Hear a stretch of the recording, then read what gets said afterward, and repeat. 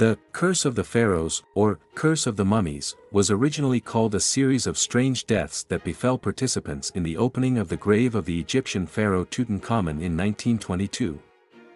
For several years, for various reasons, 22 people who were present at the opening of the tomb and the removal of artifacts from there died.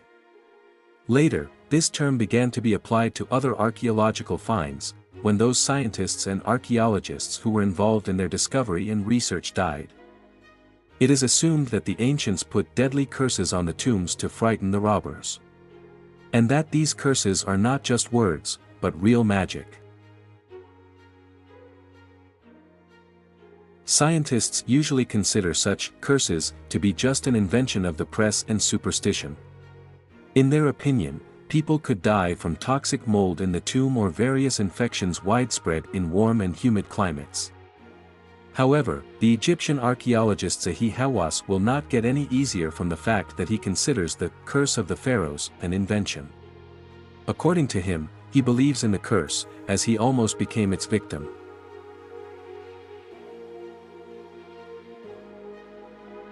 "70-year-old Zahi Hawass is not just an archaeologist, but also a former Minister of State for Antiquities of Egypt.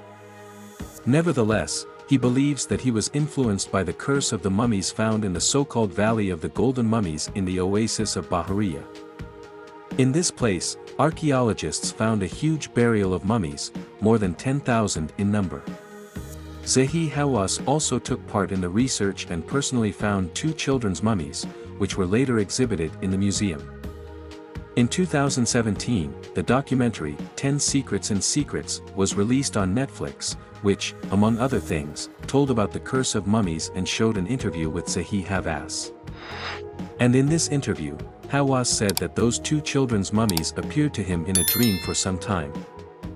At first, he just saw their faces in a dream, and in a subsequent dream, one of the mummies stretched out her hands to his throat, as if trying to strangle him.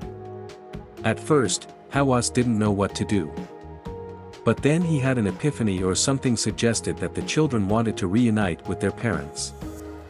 After 2 children's mummies were placed next to the mummy of their probable father, next to whom they were originally found, nightmares with mummies ceased to torment the archaeologist.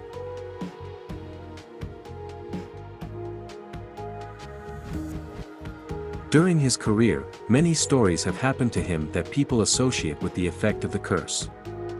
One such case was when Zahi examined Tutankhamun's mummy in the Valley of the Kings near the southern city of Luxor to find out how the pharaoh died.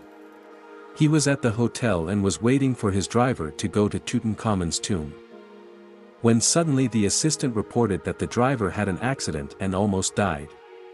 Then Hawass was told that this was the beginning of the curse. After that, on the way to the Valley of the Kings, the Minister of Antiquities, whom they were supposed to meet, had a heart attack. Then Zahi gave an interview to Japanese television, after which this interview just mysteriously disappeared somewhere, and a storm started in the valley. Previously, archaeologists were in a hurry when they dug up ancient tombs. And when they opened the tomb, they went inside immediately, which is why they died. When Hawass discovered the tomb, the first thing he did was open it and leave for a couple of hours. What for? Then, to wait until the musty air comes out and is replaced by fresh. People simply died, poisoned by corpse poisons. Or, for example, the tomb of Pharaoh Seti I in the Valley of the Kings.